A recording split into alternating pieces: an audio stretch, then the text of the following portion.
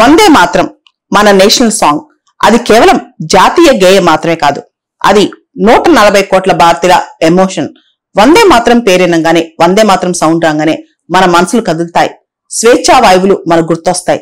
వందే మాత్రం అనగానే మన మదర్ ల్యాండ్ గుర్తొస్తాయి, మన భారత మాత గుర్తొస్తాయి.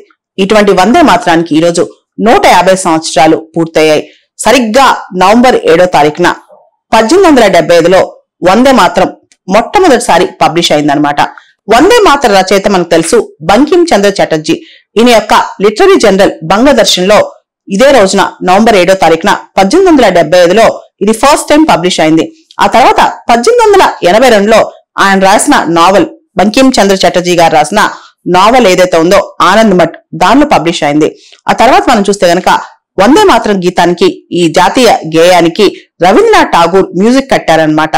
వందే మాత్రం అనేది మన జాతిలో అంకితం అయిపోయింది. అంతేకాదు భారతదేశం యొక్క నాగరికత, సాంస్కృతిక, రాజకీయ భావజాలాల్లో వందే మాత్రం అనేది అణువణువుడా మమేకం అయిపోయింది. అంతేకాదు వందే మాత్రం అనేది దేశం యొక్క ఐక్యత, సమగ్రత అండ్ భారతీయత. వందే మాత్రం అంటే భారతమాత మన తల్లి అని చెప్పే విధంగా, మన మదర్ ల్యాండ్ కి అంటే మన కన్న భూమికి మనం దాసోహం అంటున్నాం అని అర్థం అనమాట. వందే మాత్రం అంటే తల్లి నీకు వందనం, నీ ముందు నేను తల వంచుతున్నాను అని అర్థం అనమాట.